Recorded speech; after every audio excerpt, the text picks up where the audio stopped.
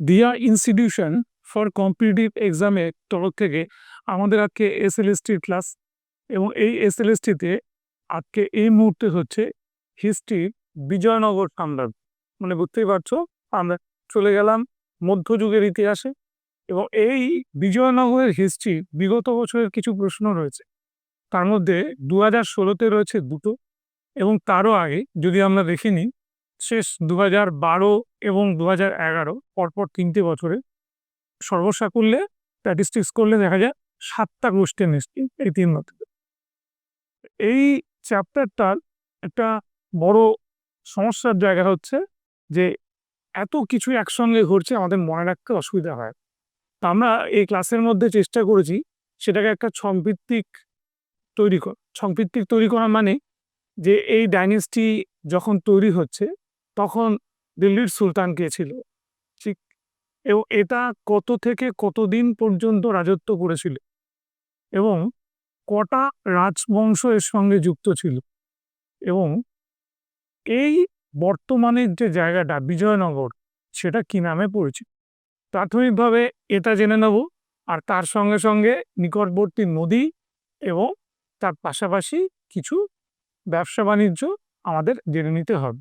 এটা হচ্ছে in general question, মানে যেটা দিলে আমরা উত্তর করতে পারি। এবার আমাদের উত্তর করতে অসুবিধা কি করে হয়? উত্তর করতে অসুবিধাটা হয় যখন আমরা দেখি যে প্রচুর আমাদের বিদেশিদের বিবরণ বিজয়নগরে আমাদের জমা হয়। মানে যারা আমাদের সেই সময় পর্যটকেরা এসেছিলেন এবং তারা যে বিবরণীগুলো দিয়ে গিয়েছিলেন এক একজন রাজার সময়, তার উপরে প্রশ্ন এলে আমাদের মনে হয় ব্যাপারটা খুব শক্ত। কিন্তু এখানে সেটা থাকবে না, তার কারণ স্পেসিফিক কতগুলো জোন রয়েছে যেটা দেখলেই বুঝতে পারি এটা অমুক ঐতিহাসিক বলেছে বা এটা অমুক পর্যটক বলেছে। এবার সেই সঙ্গে সঙ্গে আমরা এটা উল্লেখ করব যে বিজয়নগর সাম্রাজ্যের মধ্যে আমাদের মুঘল আর সুলতানি কতটা ইম্পর্টেন্ট, মানে ওরা কতটা এখানে ইনভলভ রয়েছে। এই যে যুক্ত হওয়ার ব্যাপারটা অনেকে আবার মনে রাখতে পারে না। দেখো লক্ষ্য করে, যদি আমি বলি এটা 1336-এ শুরু হয়েছিল আর 1649-এ এটা শেষ হয়ে গিয়েছিল, তাহলে তুমি বুঝতেই পারবে যে সুলতানি যুগ এবং মোগল যুগ দুটোই কিন্তু এর সঙ্গে যুক্ত হয়েছে। ঠিক, এবার চলে আসি যে বিজয়নগরের স্পেশালিটি কি। স্পেশালিটি ছিল তাদের মুদ্রা, এবং মনে রাখবে এখানে স্বর্ণ মুদ্রা খুব উচ্চমানের ছিল, তো সেই স্বর্ণ মুদ্রার কথা বিদেশিরাও কিন্তু প্রশংসা করেছিল। আর রয়েছে কি, আর রয়েছে বিজয়নগরের নারীর অবস্থা। ঠিক, আমরা জানি যে মন্দিরে দেবদাসী থাকে, এটা আমরা বহু যুগেই আমরা পড়েছি, এবং মধ্যযুগের ইতিহাসে দেবদাসীর সংখ্যার বিচার যদি করা হয় তাহলে সব থেকে বেশি দেবদাসী কিন্তু ছিল, মনে রাখবে, বিজয়নগরের সময়। ঠিক, এবার চলে আসবে পরের একটা ধাপ। এখানেও ছাত্রছাত্রীরা খুবই বিব্রত বোধ করে যে স্যার এটা মনে রাখতে পারছি না, যে যখন বিজয়নগরের রাজা কৃষ্ণদেব রায় ছিল তিনি কার সঙ্গে যুদ্ধ করেছিলেন, বা বিজয়নগরের রাজা যখন প্রথম দেবরায় ছিলেন তিনি বা কার সঙ্গে যুদ্ধ করেছিলেন। এটা মনে রাখার কতগুলো কৌশল আছে। কৌশলটা কি? দেখতে হবে যে সেই সময় যে বিবরণী বা গ্রন্থগুলো আছে তার মধ্যে কিন্তু এই বর্ণনাগুলো রয়েছে, তাই তো? এবং এই বর্ণনাগুলো আমরা জানতে পারলে কিন্তু একবারে আমরা অপশন দেখে উত্তর করে ফেলতে পারবো। আমি এখানে যেমন দেবদাসী সিস্টেমের কথা বললাম, আর একটা বললাম ওই একই সময় ওদের যে শত্রু ওরা যুদ্ধ করেছিল তার থেকে প্রচুর প্রশ্ন কিন্তু এসছে। বেশ, এবার আমরা জানবো যে বিজয়নগরে কি কেবলই মাত্র আমাদের সংস্কৃত ভাষার প্রচলন ছিল, নাকি এখানে দক্ষিণ ভারতীয় ভাষা হিসেবে তেলেগু বা তামিল ভাষার প্রচলন ছিল? ভালো প্রশ্ন। অনেক রাজাই বই লিখতে গিয়ে একটা বই লিখেছে সংস্কৃতে এবং আরেকটা বই লিখেছে আমাদের এই তেলেগু ভাষায়। এবার এই জিনিসটার নাম দেখেই কিন্তু আমরা বুঝতে পারবো যে বইটা সংস্কৃত ভাষায় লেখা না, এটা তোমাদের তেলেগু ভাষায় লেখা। যেমন আমি একটা উদাহরণ দিই, 2008 সালে একটা প্রশ্ন দিয়েছে, জাম্ববতী কল্যাণম। এই জাম্ববতী কল্যাণম তোমার কোন ভাষায় লেখা হয়েছে? খুব সহজ, এটা সংস্কৃত। কল্যাণম আছে।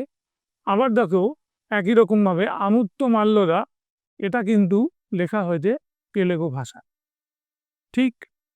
এবার আমরা বিজয়নগরে প্রাথমিক স্তরটা নিয়ে একটু আলোচনা করব, যে বিজয়নগর সম্পর্কে জানতে সাহায্য করে কোন গ্রন্থটা, তাই তো?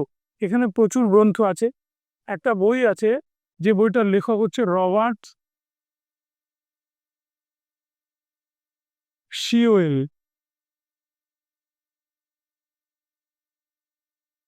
বা ইংরেজিটা লিখে দিচ্ছি,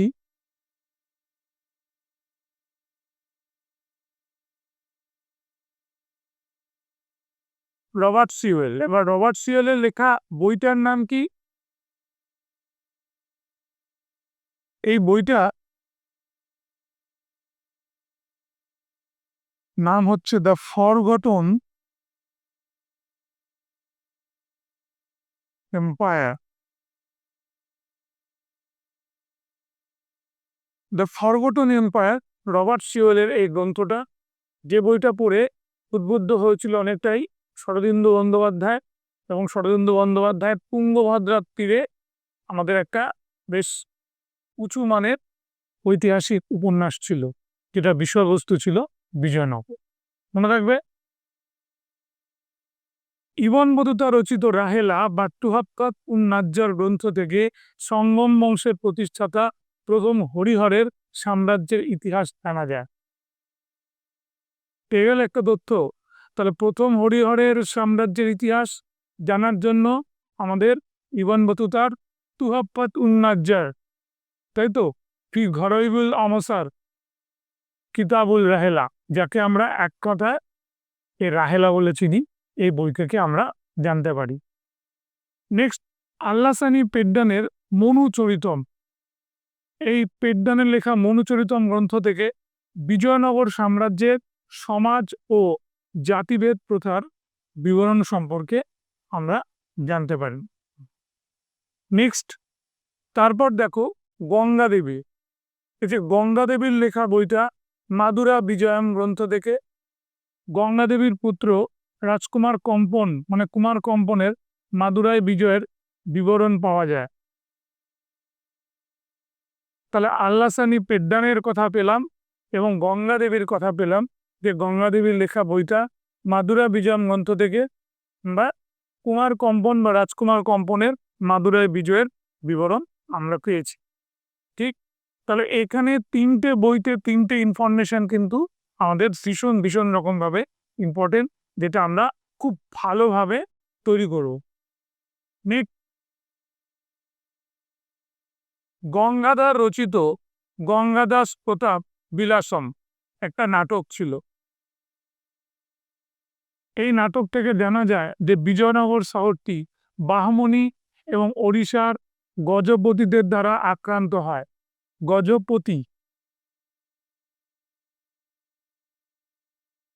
গজপতিদের দ্বারা আক্রান্ত হয় রাজা দ্বিতীয় দেবরায়ের মৃত্যুর পর।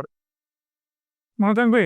তাহলে গঙ্গাধর রচিত এই যে গঙ্গাদাস প্রতাপ বিলাসম, যে বইটার কথা বললাম, এখান থেকে আমরা এই তথ্যটা পেলাম। এবার দেখো, গজপতিরা অ্যাকচুয়ালি ছিল বিজয়নগরের একটা শত্রু, তাই না, যাদের সঙ্গে যুদ্ধ চলেছে অনেকদিন ধরে।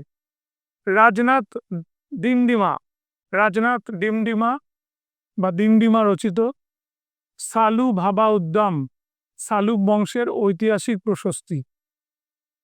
মনে রাখবে, সালুক বংশের এটা কিন্তু একটা ঐতিহাসিক প্রশস্তি ছিল রাজনাথ ডিমডিমার।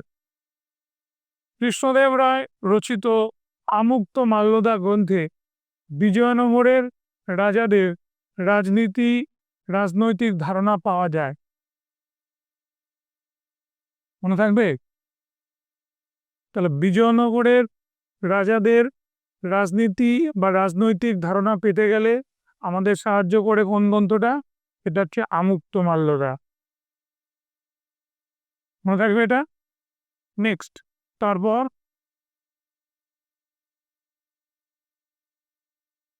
বিজয়নগর সাম্রাজ্যের ইতিহাস রচনার উপাদান, তাই তো? বিভিন্ন লেখমালা এবং মুদ্রা থেকে আমরা অনেক তথ্য পাই। এই সময় প্রাপ্ত লেখ বা তাম্রশাসনগুলির মধ্যে হরিহরের বাগেশ্বরী তাম্রশাসন, ঠিক? তাহলে বাগেশ্বরী তাম্রশাসন থেকেও কিন্তু আমরা তথ্য পাই। দ্বিতীয় দেবরায়ের শ্রীরঙ্গম পট্ট, বেশ, রাজা ইম্মাদি নরসিংহের দেবলক্ষ্মী প্রভৃতি বিশেষভাবে উল্লেখযোগ্য। আমি এখানে একটাই কথা বলে দিই যে বিভিন্ন মুদ্রাগুলো বা তাম্রশাসনের মধ্যে এই যে লেখাটা আছে, দ্বিতীয় দেবরায়ের শ্রীরঙ্গম পট্ট হচ্ছে ইম্পর্টেন্ট। বেশ, তৎকালীন সময়ের মুদ্রাগুলির মধ্যে প্রথম হরিহর ও প্রথম বুক্কোর হনুমান চিহ্নিত মুদ্রা, ঠিক? তাহলে মুদ্রাগুলোর মধ্যে কি আছে? প্রথম হরিহর এবং প্রথম বুক্কো, যাকে হুক্কা বুক্কা বলা হতো, ঠিক আছে? লিখে দিচ্ছি, বুক্কা ও বুক্কা। মনে রাখবে, বুক্কা বুক্কার আমরা থেকে এই তথ্যটা পাচ্ছি। কৃষ্ণদেব রায় ভেঙ্কটেশ ও বালকৃষ্ণ চিহ্নিত মুদ্রা, এটা ইম্পর্টেন্ট। অচ্যুত দেব রায়ের গরুর চিহ্নিত মুদ্রা, তিরুমালার বরাহ চিহ্নিত মুদ্রা উল্লেখযোগ্য। মনে রাখবে এটা। আচ্ছা, কি বললাম? এখানে প্রথম হরিহর ও প্রথম বুক্কোর হনুমান চিহ্নিত মুদ্রা, কৃষ্ণদেব রায়ের ভেঙ্কটেশ ও বালকৃষ্ণ চিহ্নিত মুদ্রা, এইগুলোর মধ্যে আমি বললাম সবচেয়ে ইম্পর্টেন্ট হচ্ছে এই যে প্রথম হরিহর ও প্রথম বুক্কোর হনুমান চিহ্নিত মুদ্রা, এটা পরীক্ষায় বেশি দেয়, ঠিক আছে? এবার যদি দেখা যায় কৃষ্ণদেব রায়ের ভেঙ্কটেশ ও বালকৃষ্ণ চিহ্নিত মুদ্রা এবং অচ্যুত দেব রায়ের গরুর চিহ্নিত মুদ্রা,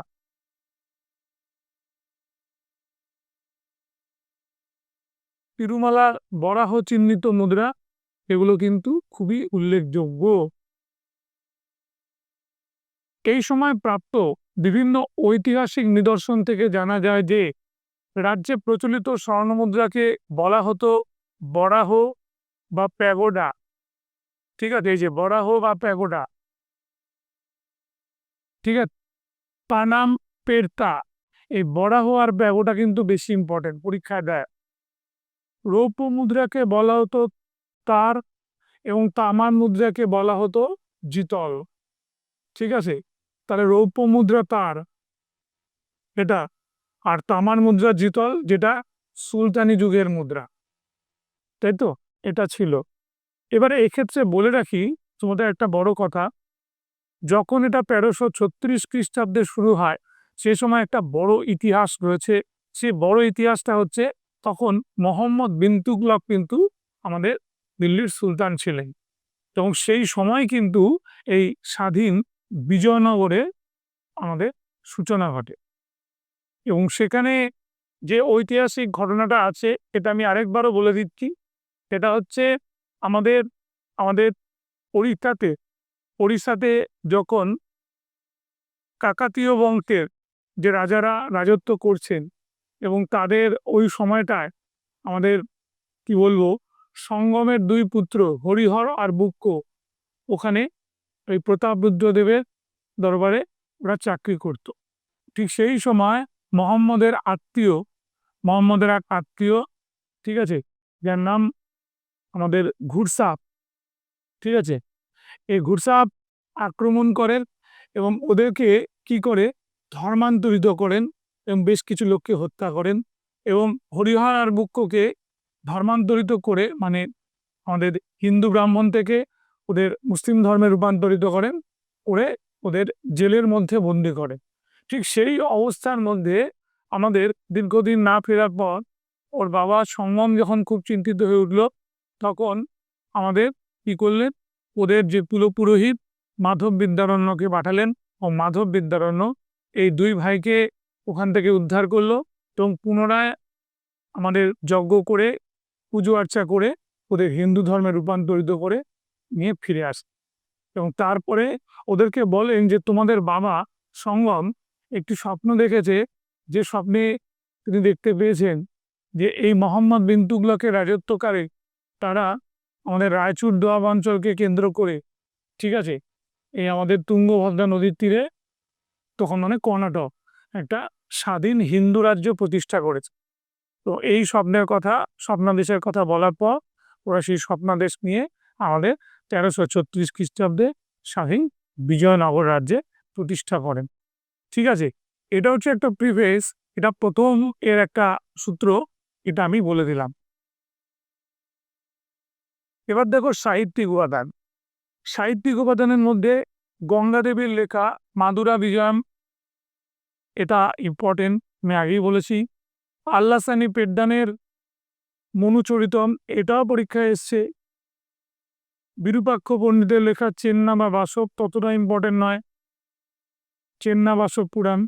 রাজা কৃষ্ণদেব রায়ের রচিত আমুক্ত মাল্যদা জাম্ববতী কল্যাণম উল্লেখযোগ্য। ঠিক আছে, এবার আমরা বৈদেশিক বিবরণীতে চলে যাচ্ছি, যেটা থেকে প্রচুর প্রশ্ন আসে, প্রচুর, যে এই বিদেশিদের বর্ণনা, ওরা কিভাবে বিজয়নগরকে দেখেছিল এবং দেখার পর ওদের মধ্যে যে ধারণাটা হয়েছিল সেটা নিয়ে কিন্তু লেখ। ঠিক, এবং প্রচুর প্রচুর এই তথ্যর শেষ নেই।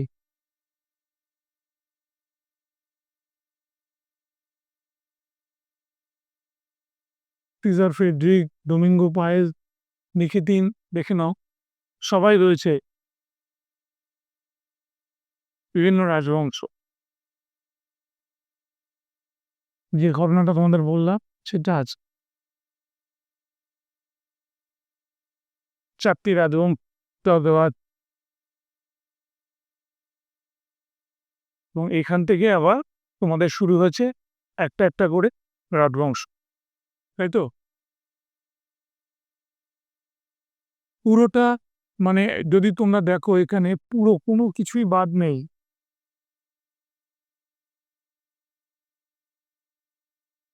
তুলুপ থেকে আরম্ভ করে সব, সালুপ, সবই দেওয়া হয়েছে।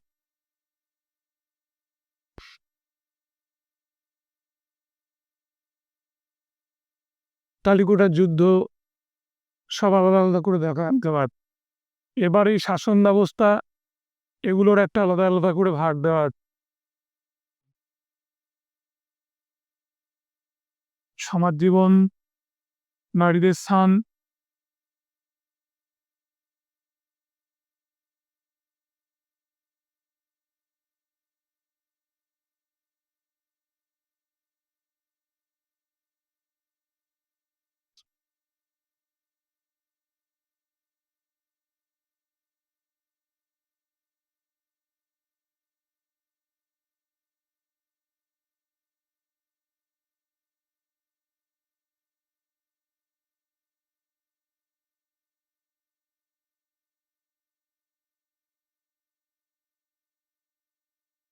এবার বিদেশিদের যে বিবরণের মধ্যে আমি বলছিলাম, এখানে তোমরা দেখে নাও ভালো করে।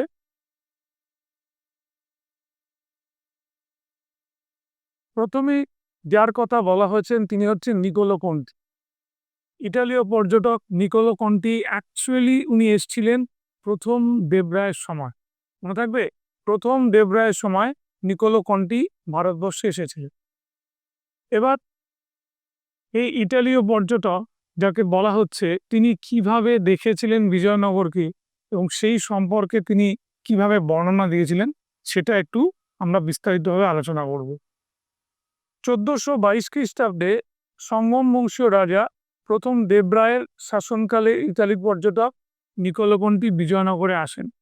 এই পয়েন্টটার, এই যে সালটা দেওয়া আছে, এটা মনে রাখতে হবে, এটা পরীক্ষায় দেয়। তার বিবরণীতে ওই অঞ্চলের শহর ও তার বিস্তৃত পরিধি, সাম্রাজ্যের সেনাবাহিনী, রাজা দ্বিতীয় দেবরায়ের 12,000 পত্নী প্রভৃতি বিষয়ক উল্লেখ পাওয়া যায়। আমি বলে দিই, এর মধ্যে যেটা সেটা হচ্ছে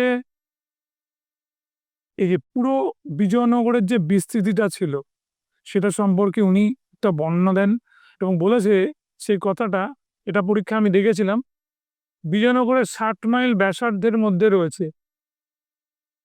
ঠিক আছে, বলছেন যে 60 মাইল ব্যাসার্ধের মধ্যে উল্লেখযোগ্য যে ঘটনাগুলো এখানে ঘটেছিল, সেখানে অস্ত্রধারী 70,000 সৈন্য, অস্ত্রধারী 70,000 সৈন্য এখানে ছিল। তাহলে বুঝতে পারছো সেই সময় নিরিখে এই বাহিনীটা বিরাট। এবং এখানকার রাজা ভারতের অন্যান্য রাজাদের চেয়ে অনেক বেশি শক্তিশালী ছিল। ঠিক, তাহলে শক্তিশালীর এই যে কথাটা আসছে, তার কারণ ওরা সবসময় যুদ্ধ বিগ্রহ করতো এবং সেই যুদ্ধ বিগ্রহে কিন্তু ওরা সফল হয়েছিল।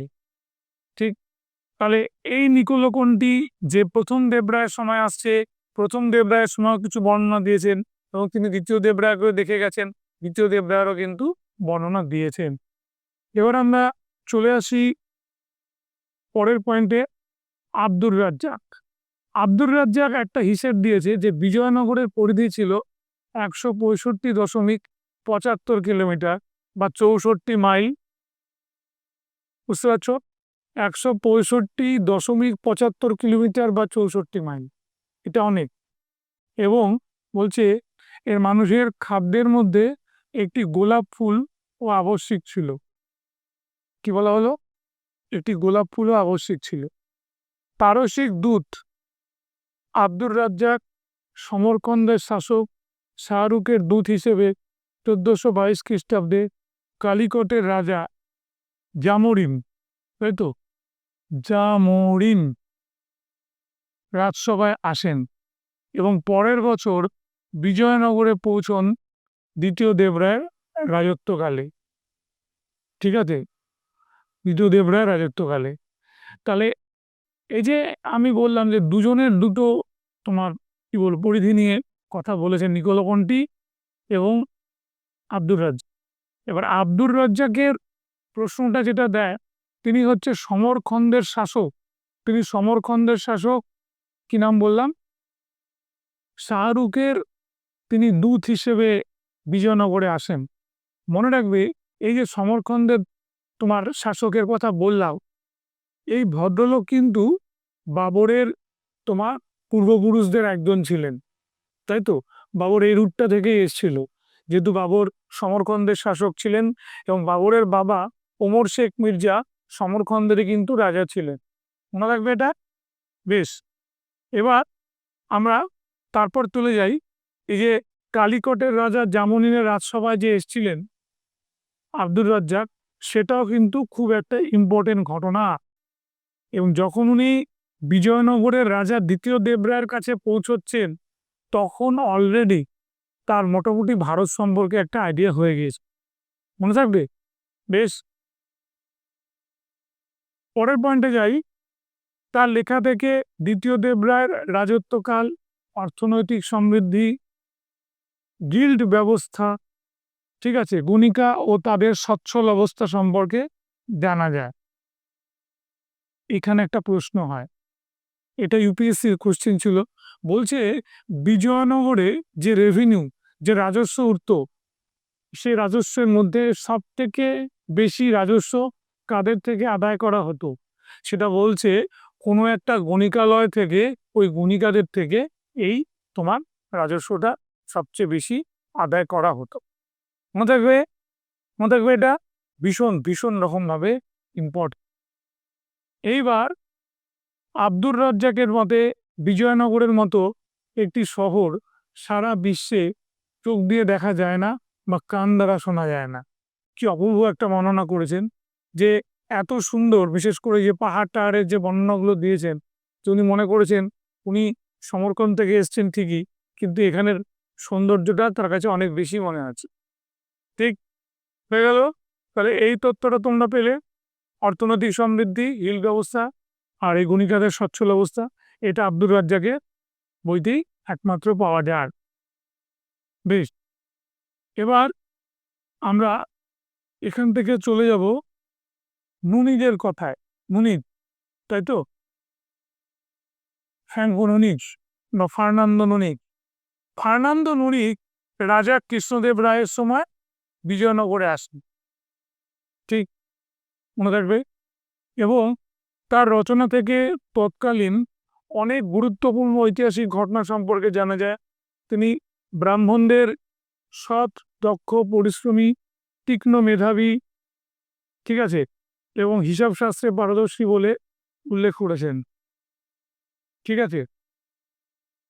এবং তার লেখায় সমাজে সমরবিদ্যায় পারদর্শী নারীদের অস্তিত্বের উল্লেখ পাওয়া যায়। মানে যদি বলা হয়, নুনিজের বর্ণনায় আমাদের এই যোদ্ধা মহিলা, অস্ত্রধারী মহিলাদের কথা জানা যায়। ঠিক, এবার দেখে নাও তারপরে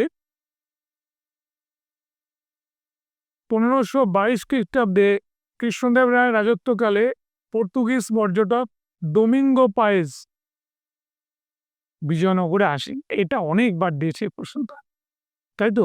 পায়ে পায়ে 1522 সালে আসে। তার লেখায় বিজয়নগরের প্রকৃতি, পরিবেশ, নগর শহর, স্থাপত্য, ভাস্কর্য প্রভৃতি বিষয়সমূহ জায়গা পেয়েছে বা স্থান পেয়েছে, তাই তো, স্থান পেয়েছে। পায়েস বিজয়নগরকে বিশ্বের সেরা শহর বলে উল্লেখ করেছে। এই একটা প্রশ্ন দেখবে প্র্যাকটিস সেটে রয়েছে। বলছে, কে বলেছিলেন বিজয়নগরকে বিশ্বের সেরা শহর? মনে রাখবে, সেটা হচ্ছে পায়েস। পায়েস বিজয়নগরের প্রদেশের সংখ্যার উল্লেখ করেছিল 200। 200টা এখানে শহর ছিল, তাই তো, মনে রাখবে। পায়েস এলেন, নুনিজ এলেন, সবই এলেন কিন্তু কৃষ্ণদেব রায়ের দরবারে। ঠিক, এইবার আসছে 1516 খ্রিস্টাব্দে পর্তুগিজ পর্যটক এডওয়ার্ড বারবোসা ভারতে আসেন। তাহলে এই যে এডওয়ার্ড বারবোসা, যার কথা বললাম, ঠিক একই সঙ্গে উচ্চারিত হয়, দেখে নাও, যখন আমরা ডোমিঙ্গো পায়েসের কথা বলবো। পায়েস আর বারবোসা এরা দুজনেই কিন্তু আমাদের কৃষ্ণদেব রায়ের সময় এসেছিল। এবার দেখো, এই ভদ্রলোক বারবোসা, উনি কিন্তু আমাদের ওনার রাজত্বকালের একটা বর্ণনা দিয়েছেন। আর বিজয়নগরের আর্থিক সমৃদ্ধি ও বাণিজ্য, এই বর্ণভেদ, ঠিক আছে, বর্ণভেদ সম্পর্কিত বহু তথ্য তার রচনা থেকে জানা যায়। যেমন এখানে বলছে যে ব্রাহ্মণদের পাশাপাশি, তাই তো, ক্ষত্রিয়দের অবস্থান কি ছিল বা বৈশ্যদের অবস্থান বা কি ছিল, সেটা সম্পর্কে উনি যতটা একজন বিদেশি হয়ে বুঝতে পেরেছেন সেটা লেখার চেষ্টা করেছিলেন। যদি তোমরা শরদিন্দু বন্দ্যোপাধ্যায়ের তুঙ্গভদ্রার তীরে দেখো, তাহলে তুঙ্গভদ্রার তীরের এই গ্রন্থটার মধ্যেও কিন্তু ওই রাজকুমারী বিদ্যুৎমানা, ঠিক আছে, যে উল্লেখ আছে, এবং দেবরায়ের যে উল্লেখ আছে, সেখানেই কিন্তু একই সঙ্গে নগর পথের বর্ণনা দেওয়া আছে। যদিও শরদিন্দু বন্দ্যোপাধ্যায়ের এই বইটা আমি আগেই বলেছিলাম ইন্সপায়ার হয়েছিল আমাদের রবার্ট শিওয়েলের ফরগটন এম্পায়ার পড়ে। তাহলে এখানে একটা খটকা রয়ে গেল। স্যার, মুনিজ, আপনি বলছেন মুনিজ বিজয়নগরের রাজা কৃষ্ণদেব রায়ের বর্ণনা দিয়েছিলেন, যে সময়টা নুনিজ আসছে সেই সময়টার সময় কিন্তু আমাদের কৃষ্ণদেব রায়ের সময়টা মিলছে না, তাই তো। তাহলে নুনিজের সময় অনেকটাই মিলে যায় অচ্যুতদেব রায়ের সময়। ঠিক, ডোমিঙ্গো পায়েসের মতে বিজয়নগর রোমের মতো বৈভবশালী এবং বিশ্বের সেরা শহর, ঠিক আছে। তাহলে পায়েসকে আমরা দেখে নাও, পায়েসকে আমরা এখানেই পেয়েছিলাম কৃষ্ণদেব রায়ের সময় 1522-এ। আবার দেখো আমরা এখানে পাচ্ছি, যেখানে ডোমিঙ্গো পায়েস রোমের মতো বৈভবশালী এবং বিশ্বের সেরা শহর এটা উল্লেখ করছে। তাহলে রোম শহরের সঙ্গে যে তুলনা বিজয়নগরে, এই জায়গাটা কিন্তু আমরা এখানে উল্লেখ করতে পারছি। এবং একই সঙ্গে উনি কিন্তু বলছেন যে এটা বিশ্বের সেরা শহর। তিনি রাজার প্রাসাদটিকে লিসবনের সমস্ত প্রাসাদের চেয়ে বড় বলে বর্ণনা করেছেন। কি বললাম? লিসবনের চেয়েও বড়। ভাবো, পর্তুগিজদের কাছে লিসবন একটা খুব বড় শহর, তার চেয়েও বড় বলছে। বেশ। ডোমিঙ্গো পায়েস এটাও বলেছেন, কৃষ্ণদেব রায় একজন ন্যায়পরায়ণ ব্যক্তি ছিলেন, কিন্তু তিনি হঠাৎ বা মাঝে মধ্যেই রাগান্বিত হন। এই প্রশ্নটা আমি বলে দিই, স্কুল সার্ভিসের প্র্যাকটিস সেট তোমার যেটা 2016-তে বার করেছিল, তার মধ্যে এই প্রশ্নটা ছিল। এবং স্পেশালি বলি যে এত কাছাকাছি অপশান ছিল, ছেলেমেয়েরা ভুল করে ফেলেছে। এগুলো তামিলনাড়ু পিএসসি অ্যাকচুয়ালি কোশ্চেন, ঠিক আছে? ইউপিএসসিতেও দিয়েছিল 2006। এই প্রশ্নটাকে এবার স্কুল সার্ভিসে এইভাবে বাংলায় করে দিয়েছে। মনে থাকবে, কৃষ্ণদেব রায় একজন ন্যায়পরায়ণ ব্যক্তি ছিলেন, কিন্তু হঠাৎ বা মাঝে মধ্যেই রাগান্বিত হন। এটা পায়েস বলেছিল, পায়েস। বারবার বলছি আমি, কেন ভুলে না যাও তোমরা। খবরদার বারবসভা নুনিজ করবে না, ঠিক আছে? নগরকে কোনো একটি জায়গা থেকে সম্পূর্ণরূপে দেখা যায় না, এটাও বলেছিল, তাই তো? নগরের মানুষের সংখ্যা অগণিত, তবে জনসংখ্যা বেশি ছিল। এই নগরে আপনি প্রত্যেক রাষ্ট্র এবং জাতির লোক পাবেন, এই কথাটাও উল্লেখ করেছিল। এখানকার বাজারে সারা বিশ্বের এমন কিছু নেই যেটা বিক্রি হয় না, ঠিক? এখানে প্রধানত হীরা, ঠিক আছে, পাওয়া যায়। এটি বিশ্বের সবচেয়ে ধনী শহর। দেখো, ধনী শহরের মধ্যে এটাকে রাখছে। এখানে প্রতিটি গলিতে মন্দির রয়েছে, কারণ মন্দির সমস্ত কারিগর একযোগে ব্যবসায়ীদের প্রতিষ্ঠানের অন্তর্গত, ঠিক আছে? কারিগর এবং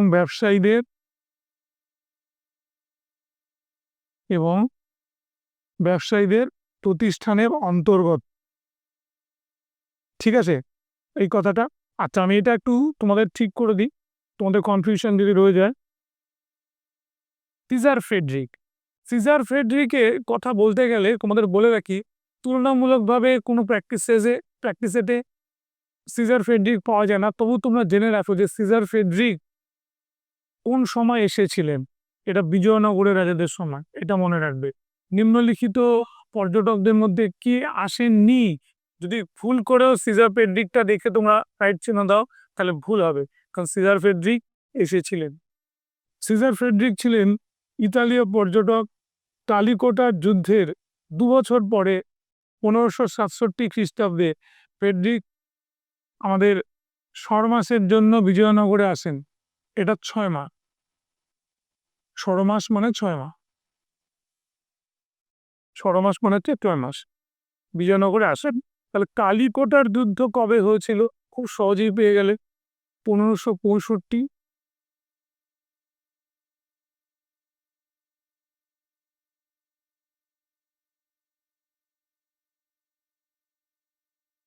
কালিকোটার যুদ্ধ, তাহলে 1565, তাহলে কালিকোটার যুদ্ধটাকে আমরা কাঙ্গাডি বা বানহাটির যুদ্ধ কিন্তু বলতে পারি, ঠিক আছে?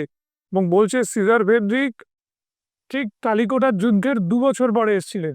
তাহলে এটা পরিষ্কার হয়ে গেল যে আমাদের তখন হচ্ছে সালুক বংশ শেষ হয়ে আরবিডু বংশের দিকে ঢুকছে, ঠিক সেই সন্ধিক্ষণে কিন্তু নিয়ে এসেছিলেন। 16 শতকের বিজয়নগর পরিদর্শনকারী শেষ পর্যটক, রাইট? এই নেট সেটের যে পরীক্ষা হয় না, নেট সেটের দেখবে 2018-র যে কোশ্চেন পেপারটা ছিল, তাতে এটা দিয়েছিল বিজয়নগরের শেষ পরিদর্শনকারী মানে ভিজিটার্স। উত্তর হবে আমাদের এই ভদ্রলোক, সিজার ফ্রেডরিক। এনার মতে কনস্টান্টিনোপলের সুলতানরা বাংলায় কাদের জাহাজ তৈরি করতেন? কি হলো? কনস্টান্টিনোপলের সুলতানরা বাংলায় তাদের জাহাজ তৈরি করতেন। এবার আমি এখানে একটু ঠিক করে দিই। মুনির, এটা কৃষ্ণদেব রায়ের ভাই অচ্যুত দেব রায়ের সময় আসে।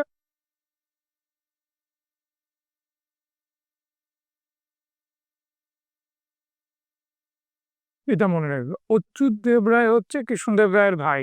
সময়টা এত কাছাকাছি সব বইতে এই জন্য লিখে দেয় যে কৃষ্ণদেব রায়, অ্যাকচুয়ালি তা হওয়া উচিত না, এটা অচ্যুত দেব রায় হবে। কিন্তু অচ্যুত দেব রায়ের সময় এলেও ওনার দাদা কৃষ্ণদেব রায় সম্পর্কে কিন্তু প্রচুর বর্ণনা নিজ করেছিল। তাহলে আমাদের সবচেয়ে জটিল যে জায়গাটা, বিজয়নগরের যে আমাদের এই পর্যটকরা এসেছিল, পর্যটকদের বিবরণ তারা কি বলেছিল, একদম ক্লাসের মধ্যে পুরো সিনক্রোনাইজ করে একদম চিকচিক যেটুকু প্রয়োজন সেটা কিন্তু সংক্ষেপের মধ্যে দেওয়া হল, তাই তো? যেটা আমরা বইয়ে দেখি 10 পাতা 12 পাতা করে একদম বিবরণীগুলো লিখেই যাচ্ছে অনার্সের বইতে, সেটা কি করব, ছোট করে সাজাতে পারছি না। যেটা আমি চেষ্টা করেছি একেবারে কেটে লিখে একদম ভাষার মাধ্যমে ছোট করে আমাদের কাছে উপস্থাপনা করা। নেক্সট আমরা চলে যাই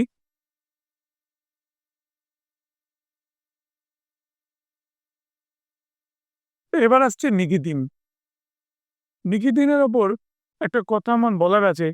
নিকিতিন সেই অর্থে আমাদের বিজয়নগরের কোনো রাজার সময় কিন্তু আসছেন না, তিনি আসছেন একজন বাহমনি সুলতানের সময়, তাই তো? এটা মনে রাখবে। তার আদি বাসস্থান ছিল রাশিয়া। তাহলে রাশিয়ার পর্যটক, রাশিয়া থেকে যে পর্যটক এসেছিল তিনি হচ্ছেন এই নিকিতিন। তিনি রাশিয়ার একজন ঘোড়া ব্যবসায়ী ছিলেন। তার অকুপেশন কি ছিল? ঘোড়া ব্যবসা। 1470 খ্রিস্টাব্দে বাহমনি রাজ্যের রাজধানী বিদরে পৌঁছেছিলেন। এই যে আমি বললাম বাহমনি রাজ্যের কথা, উনি এখানে এসেছিলেন। এবং ভারতে আসা প্রথম রাশিয়ান পর্যটক বললেও কিন্তু নিকিতিন হবে। প্রথম বিদেশি ভ্রমণকারী ছিলেন নিকিতিন, যিনি ভারতের দরিদ্রের বর্ণনা দিয়েছেন বা দারিদ্র্যের বর্ণনা দিয়েছেন। সত্যি কথা বলতে গেলে আমাদের সবাই এই চৌছালসানো প্রাসাদ, ঠিক আছে, এর বিস্তার, বাজার ঘাট, মন্দির, এগুলোর বর্ণনা দিতে গিয়ে কোথায় ওভারলুক করে গেছে, মানে চোখে পড়েনি বা দেখেও দেখেনি, সেটা হচ্ছে এই দারিদ্রতা। সেই দারিদ্রতার কথা কিন্তু আমাদের বলেছিল নিকিতিন। ঠিক আছে, আমাদের তৃতীয় মোহাম্মদ শাহ, তৃতীয় মোহাম্মদ শাহের সময়ের ছিলেন।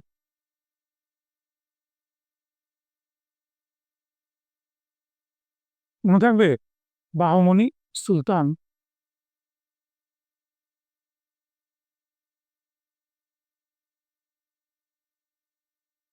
প্রচুর প্রচুর কন্টেন্ট, প্রচুর। তোমার কন্টেন্ট ভেতর থেকে পড়তে হবে। আমি বারবার বলছি, আমি যেখানে আন্ডারলাইন করছি, যেখানে বলছি, যেখানে গোল করছি, মানে মার্ক করছি, সেটা ভালো করে পড়বো। গল্পের মতো আগে আমি বলে দিয়েছিলাম ঘটনাটা, তারপরে আমি কন্টেন্টে ঢুকছি। এবার দেখো, নিকিতিনের মতে পৃথিবী মানুষে পরিপূর্ণ, কিন্তু গ্রামের লোকের খুবই সংকটের মধ্যে রয়েছে। যখন অভিজাতরা খুব ধনী এবং বিলাসে আনন্দ লুণ্ঠন করে। কেন দারিদ্রতা তৈরি হয়েছিল উনি ওনার দৃষ্টিভঙ্গিতে উনি দেখিয়েছিলেন। এবার বলছে হিস্টোরিয়ানরা যে এই ভদ্রলোক, মানে রাশিয়ান এই পর্যটক, সে কিন্তু কখনো বিজয়নগরের রাজ্যে যায়নি, কিন্তু শুনে শুনে উনি বর্ণনা করেছিলেন। বিজয়নগরের একটি অত্যন্ত প্রাণবন্ত বর্ণনা দিয়েছেন। এটা কি যেন একটা গুণ মানুষের, তাই না? জাস্ট শোনার পরে নিজের একটা, কি বলবো, একটা চিন্তা ভাবনা দিয়ে ওটাকে পরিদর্শন করে তিনি, তাই না? মানে বলতে পারে তার আত্মাটাকে ওখানে যেন পরিদর্শন করে, ট্রান্সমাইগ্রেশন অফ সোলের মাধ্যমে, তারপরে এরকম একটা প্রাণবন্ত বর্ণনা দেয়। যার জন্য রাশিয়ান নিকিতিনে এই বর্ণনা আমাদের যত পর্যটক, সে মেগাস্তিনিসের কথাই বলো, তুমি যদি হাইগেন হিউয়েনসাং এর কথাও বলো, এই ভদ্রলোকের লেখার আমেজ, চিন্তা ভাবনার কথা প্রত্যেক পণ্ডিতই কিন্তু স্বীকার করেছেন।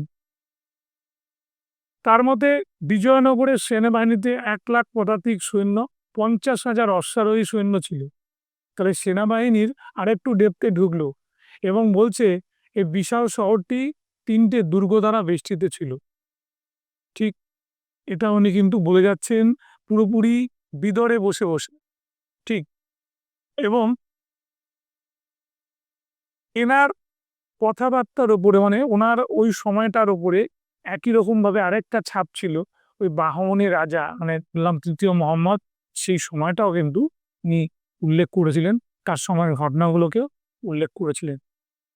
এবার আমরা রাজত্বকারী বিভিন্ন রাজবংশ একটু আলোচনা করব, এবং এখানে আলোচনা করতে গেলে আমাদের সেই কাহিনীটা বলতে হবে যেখানে আমরা দেখতে পাই সঙ্গম বলে এক ব্যক্তি, তার 2 ছেলে হরিহর এবং বুক্ক, যারা রাজত্ব করত, রাজত্ব বলবো না, রাজ দরবারে চাকরি করত। কোথায়? ওড়িশার কাকাতীয় বংশের রাজা, তাই তো? ওড়িশার কাকাতীয় বংশের রাজা প্রতাপরুদ্রের দরবারে। ঠিক সেই সময় আমাদের কি হলো, আলাউদ্দিন ঘুরসাব বলে সুলতান মোহাম্মদের এক আত্মীয় হঠাৎ করে আক্রমণ করলো এবং এই লোকগুলো বিশেষ করে আমি হরিহর আর বুক্কোর কথা বলছি, তাদেরকে ধর্মান্তরিত করলো, ব্রাহ্মণ থেকে তাদের মুসলিম ধর্মে পরিণত করেছিল এবং এদেরকে তোমার বন্দি করেছিল, কারারুদ্ধ করেছিল।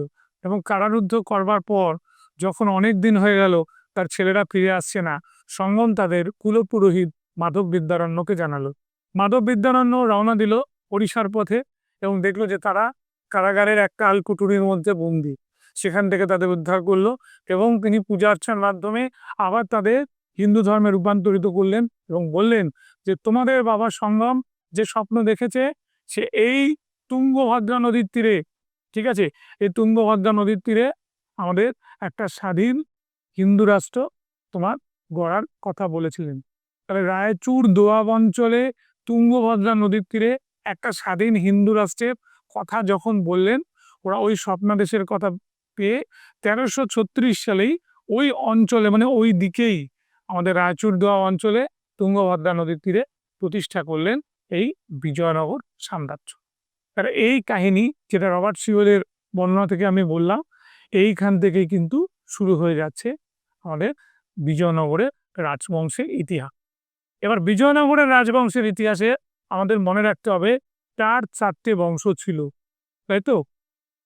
এই 4 বংশ দেখে নাও, সব লেখা আছে, সব যাবে আমি গল্পের মতো তোমাদের বললাম সবই লেখা আছে। দেখো, প্রথমে হচ্ছে সঙ্গম বংশ, যেটা 1336 থেকে 1485, এটা বিজয়নগরের প্রথম রাজবংশ। ঠিক, এবার 1336 থেকে 1483 বা 85, পরে সালুক বংশ 1486 থেকে 1505, আর তুলুক বংশ 1505 থেকে 1570 এবং আরবিডু 1570 থেকে 1672। এবার এখানে আমি একটা কথা বলে দিচ্ছি, অনেক জায়গায় দেখবে এটা 1485ও করা থাকে, আর এখানেও সে একইভাবে এটা 1485 করেই এগোতে হবে। ঠিক আছে, বেশ। তাহলে এই 4 রাজবংশের যে ইতিহাস শুরু হচ্ছে, তাহলে প্রথম বংশটা থেকেই আমাকে শুরু করতে হবে, যার নাম হলো সঙ্গম বংশ। ঠিক, আমি আগে বলেছিলাম 1336 থেকে 1483 বা 85। এবার এই যে এর প্রতিষ্ঠাতা ছিলেন কে? হরিহর এবং বুক্কো, দুই ভাই একসঙ্গে, যাদের হুক্কা এবং বুক্কা বলা হয়, এবং প্রথম হরিহরকে দিয়েই কিন্তু এই ঘটনার সূত্রপাত। সঙ্গম বংশের রাজধানী ছিল হস্তিনাবতী বা হাম্পি, তাই তো? তাহলে আমরা যখন ঘুরতে যাই বিজয়নগরে, তখন কর্ণাটকের হাম্পি জায়গাটাকে আমরা মেনশন করি। যারা ভাইজ্যাক যায় তারাও কিন্তু বিজয়নগরে কিছু স্থাপত্য দেখতে পায়, তাই তো? এখানে দেবরায়ের মূর্তি আছে, সমুদ্রের ইমলি বিচের, রামকৃষ্ণ বিচের এই যে বিচগুলো আছে, এখানে দেখবে এই মূর্তিগুলো তৈরি করা আছে। বেশ, প্রথম হরিহর 1336 থেকে 1356, মানে 20 বছর রাজত্ব করেন। ঠিক আছে, এবং এই ভদ্রলোকের সময় অনেকগুলো ঘটনা আছে, যেমন তিনি মাদুরাইয়ের সুলতান ফয়সাল রাজ তৃতীয় বীরবল্লালকে পরাস্ত করেন। এইটা খুব ইম্পর্টেন্ট পয়েন্ট। তাহলে হোয়সালাদের সঙ্গে একটা প্রতিদ্বন্দ্বিতা ছিল এবং বীরবল্লালের মতো শক্তিশালী রাজাকে তিনি পরাস্ত করে মাদুরাই রাজ্যের আক্রমণ প্রতিহত করে হোয়সাল রাজ্য অধিকার করেন। ঠিক আছে, 1346 খ্রিস্টাব্দে। তাহলে হোয়সালা এই যে রাজ্য যখন তার হাতে এলো, তখন কিন্তু 1346। দুই মন্ত্রী ছিলেন মাধব বিদ্যারণ্য, সায়নাচার্য। এখানে বলে দিই, ফুল সার্ভিস, তুমি মনে রাখবে মাধব বিদ্যারণ্যের প্রায়োরিটি বেশি ছিল এইখানে। আর এই যে সায়নাচার্যের কথা আমি বলছি, তার কৃতিত্ব বা তার এটা চলে আসে তোমার বুকের সময়। ঠিক আছে, আমি মেনশন করে দিলাম, তোমাদের বুঝতে সুবিধা হবে। তিনি তার কৃতিত্বের নিদর্শন স্বরূপ বারকুলা, বারকুরু মানে কর্ণাটক, বাটা বারকুল্লা বলে, একটা দুর্গ নির্মাণ করেন। তাহলে কর্ণাটকে দুর্গ নির্মাণের প্রথম কৃতিত্ব কিন্তু এই বংশের রাজা হরিহরের, মনে থাকবে। আমি আগেই বলেছিলাম যে এটা তৈরি হয়েছিল মোহাম্মদ বিন তুগলকের সময়, এটা আমি আগে বলে দিয়েছিলাম। তখন ওনার রাজসভা পরিদর্শন করতে এসেছিলেন স্বয়ং আমাদের ইবন বতুতা। চলে আসি, ঠিক আছে। 1353 থেকে 1377 খ্রিস্টাব্দ, এটা হচ্ছে বুকের সময়। আমি একটু এখানে বলে দিই, বুক বলার আগে যেখানে তোমরা একটা নোট নিতে পারো। ইবন বতুতা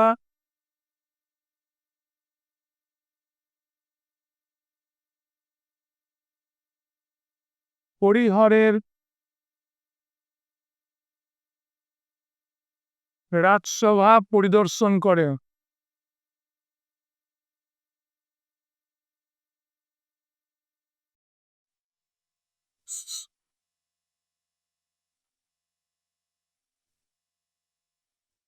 মনে রাখবে, তার সময় তার আদেশে, মোহাম্মদ বিন তুগলকের আদেশে। মোহাম্মদ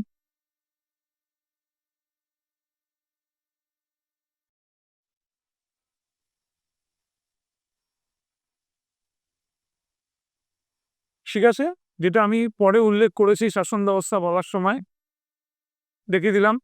এবার আমাদের যিনি আসছেন তিনি হচ্ছেন বুক্কো রায়, তাই তো? বুক্কো, বুক্কো থেকে শুরু হবে। 1353 থেকে 1377, প্রায় বলতে পারো 21 বছরের রাজত্বকাল। তো নিজেকে উনি বলতেন কি বেদ মার্গ প্রতিস্থাপক, ঠিক আছে, যার মানে হচ্ছে হিন্দু ধর্মের রক্ষক, হিন্দু ধর্মের রক্ষক এবং একই সঙ্গে বেদ মার্গ প্রতিস্থাপক। প্রথম হরিহরের মৃত্যুর পর বুক্কো বিজয়নগরের সিংহাসনে বসেন। তিনিও মাদুরাই রাজ্যটি জয় করেন। তবে দ্বিতীয়বার মাদুরাই রাজ্য আবার জয় হয় বুক্কার সময়।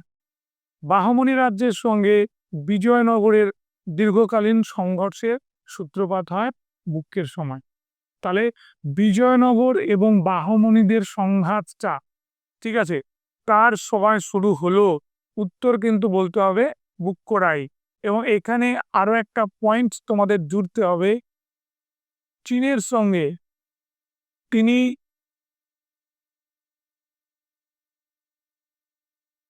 চীনের সঙ্গে দূত বিনিময় করেন।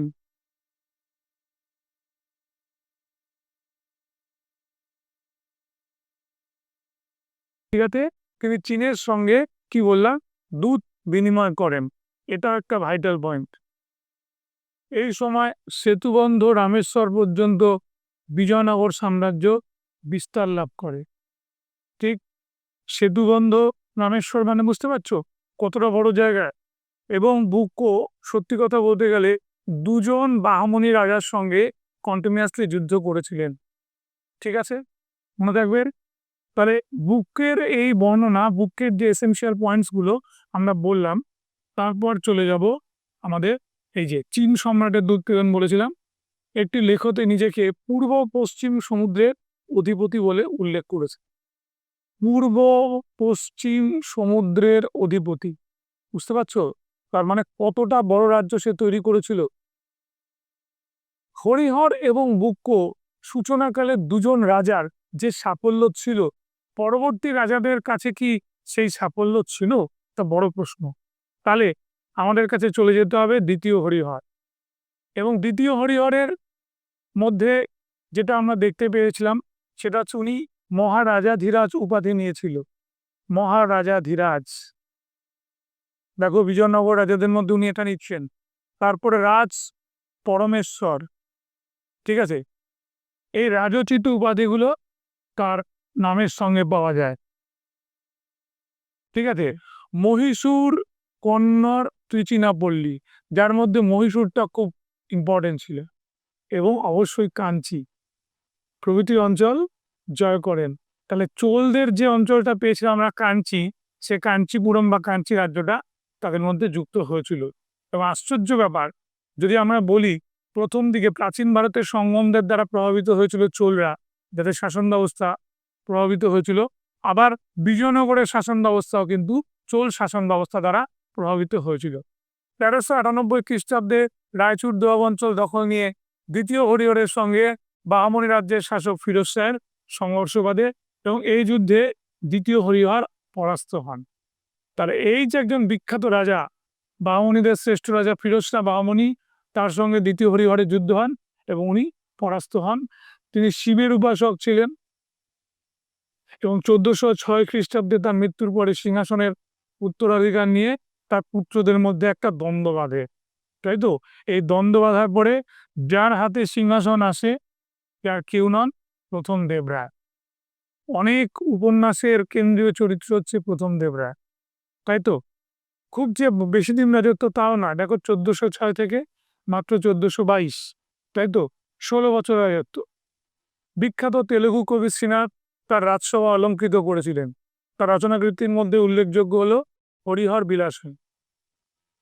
শ্রীনাথ দ্বিতীয় হরিহরের মৃত্যুর পরে প্রথমে কিছুদিন তার পুত্র প্রথম বিরূপাক্ষ এবং পরে দ্বিতীয় ভূক্ষ রাজত্ব করেন এবং পরবর্তী সময় উত্তরাধিকার দ্বন্দ্বে জয়লাভ করে যান কে? প্রথম দেবরায়। মানে বিরূপাক্ষ বা দ্বিতীয় ভূক্ষ কেউ কিন্তু আর তার সঙ্গে পেরে ওঠেননি। এবং তার সময় খুব বড় ঘটনা, ফিরোজ শাহ বাহামনির সঙ্গে তার যুদ্ধ হয় এবং ফিরোজ শাহ বাহামনির সঙ্গে যুদ্ধ করতে গিয়ে তিনি একটি যুদ্ধে হেরে যান ফিরোজ শাহ বাহামনির কাছে। তখন কি হয়, আমাদের তার কন্যার সঙ্গে বিয়ে হয় ফিরোজ শাহ বাহামনির। আবার বলে যে ফিরোজ শাহ বাহামনি নাকি তার কন্যার সঙ্গে আমাদের প্রথম দেবরায় বিয়ে দিয়েছিলেন। এবং বলে দিই একটা কথা, এই সময় একটা ঘটনা আছে, তিনি এক বিখ্যাত স্বর্ণকারের কন্যাকে ভালোবাসতেন এবং তাকে বিবাহ করার জন্য অনেক চেষ্টা করেন, কিন্তু সেই স্বর্ণকার সে তখন বলল, প্রথম দেবরায় আমার মেয়েকে খুব ডিস্টার্ব করছে, আমাকে ডিস্টার্ব করছে। তখন তিনি কি করেন, বাহমনিরাজ ফিরোজ শাহ বাহমনিকে বলেন যে একে শায়েস্তা করতে। উনি স্বর্ণকার, মানে তার হাতেও বিপুল পরিমাণে অর্থ ছিল, তার রাজকীয় মর্যাদা ছিল না। তখন এই যুদ্ধ হয় এবং এই যুদ্ধে তোমার কি হয়, প্রথম দেবরায় একটা হেরে যায় আর একটা জিতে যায়। আর এই যে একটি মেয়েকে, একজন স্বর্ণকারের মেয়েকে ভালোবেসে তিনি যে যুদ্ধ করেছিলেন, তাই এই যুদ্ধটাকে বলে কি, কি অসাধারণ! এই যুদ্ধটাকে বলে ব্যাটেল অফ গোল্ডস্মিথস ডটার। ইংরেজিতে বলছি আমি, যার বাংলা মানে হচ্ছে আমাদের স্বর্ণকারের কন্যাকে কেন্দ্র করে যুদ্ধ। Battle of gold smiths daughter, মনে থাকবে? এই মেয়েটির নাম ছিল ফেরিত্তা, তাই তো? ফেরিত্তার সঙ্গে ওর বিয়ে হয়। এবার দেখো 1410 সালে তুঙ্গভদ্রা নদীর উপরে একটি বাঁধ নির্মাণ করেন। এইটা হলো প্রথম দেবরায়ের অন্যতম একটা শ্রেষ্ঠ কৃতিত্ব, ঠিক আছে? বাঁধ নির্মাণ করেন তিনি। হরিদ্রা নদীর উপরেও আরো একটি বাঁধ নির্মাণ করেন। তাহলে তুঙ্গভদ্রা নদীর উপরে একটা বাঁধ নির্মাণ করেন এবং নদী, ঠিক আছে? এবং এখানে আবার দেখতে পেলাম আমরা হরিদ্রা নদীর উপরে একটা বাঁধ নির্মাণ করেছেন। তার রাজত্বের শেষকালে বাহামনি শাসক ফিরোজ শাহকে পরাজিত করতে সক্ষম হন। Very very important point. একবার হেরে গিয়ে আবার উনি ফিরে এলে এবং কৃষ্ণা নদীর তীর পর্যন্ত বিস্তৃত ভূভাগ নিজ অধিকারে আনেন।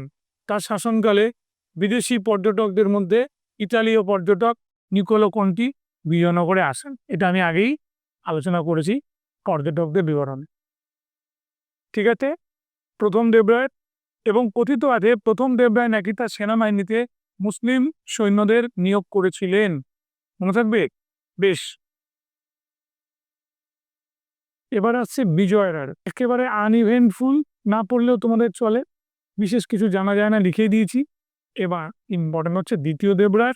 ইনি হচ্ছেন সঙ্গম বংশের শ্রেষ্ঠ রাজা, তাই তো? 1422 থেকে 1446, ঠিক আছে? এই যে মহান্তক শুদ্ধনিধি বা মহানাটক সুধানিধি দুরকমই লেখা যায়। এটা বলে সুধানিধি, আবার এটা আরেকটা নাম মহানাটক সুধানিধি, ঠিক আছে? খুব ভালো সংস্কৃত জানতেন এবং সত্যিকারের বড় পণ্ডিত ছিলেন।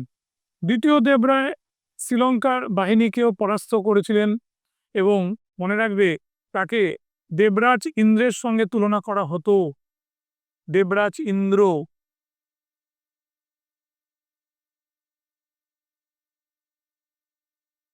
ইন্দ্র বলা হতো ওনাকে। এবং একই সঙ্গে দেখে জেনে রাখো যে দেবরাজ ইন্দ্রই শুধু নয়, উনিও কিন্তু ওনার সেনাবাহিনীতে কি করেছিল, তুর্কি মুসলিম তীরন্দাজদের নিয়োগ করেন। তুর্কি মুসলিম তীরন্দাজদের নিয়োগ করেন এবং এই নিয়োগ করার জন্য কি হয়, তার সেনাবাহিনী অনেক বেশি সংগঠিত হয় এবং তিনি এমনই একজন রাজা ছিলেন যে কি বলবো, টলারেন্স, সহিষ্ণু রাজা। তিনি নিজের সিংহাসনে কোরআন রাখতেন, কোরআন, তাই তো? তাহলে একমাত্র বিজয়নগরের রাজা তিনি নিজের সিংহাসনে কোরআন রাখতেন, সেটা হচ্ছে দ্বিতীয় দেবরায়। নরবদী তার সামরিক বাহিনীকে শক্তিশালী করার উদ্দেশ্যে মুসলিম তীরন্দাজদের সেনাবাহিনীতে নিয়োগ করেন। এই যে মুসলিম তুর্কি, তুর্কি কথাটা বলতে হবে, এবং সেনাদের তাদের থেকে প্রশিক্ষণ নিতে আদেশ দেন। বাহামনি রাজ্যের সঙ্গে সংঘর্ষে লিপ্ত হন এবং ব্যর্থ হন। 1442-এ তার নৌবাহিনী সিংহল, বর্তমানে শ্রীলঙ্কা অভিযান করেন এবং জয়ী হয়। তার শাসনকালে বিদেশি পর্যটকদের মধ্যে পারসিক দূত আব্দুর রজ্জাক আসেন। বলেছিলাম শাহরুখের দূত, সমরকন্দের শাহরুখের দূত, এই ভদ্রলোক আসেন। এখানে আমি একটা কথা বলবো, এই যে শাহরুখ, সমরকন্দের শাহরুখ,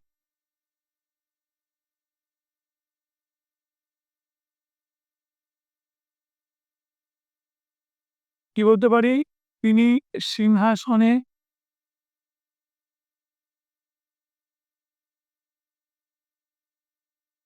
কোরআন রাখতেন, কোরআন।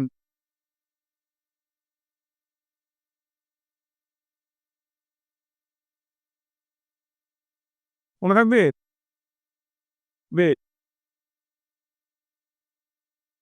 মল্লিকার্জুন মল্লিকার্জুনের সময় উড়িষ্যা আর বাহামনি রাজ্যের মিলিট আক্রমণকে প্রতিহত করতে তিনি সমর্থ হন। সঙ্গম রাজবংশের অবক্ষয় শুরু হয়ে যায়। দ্বিতীয় বিরূপাক্ষ, এই সময় সঙ্গম বংশের উনি হচ্ছেন শেষ রাজা, তাই তো? কুন্ডাবিডু জয়, কুন্ডাবিডু জয়,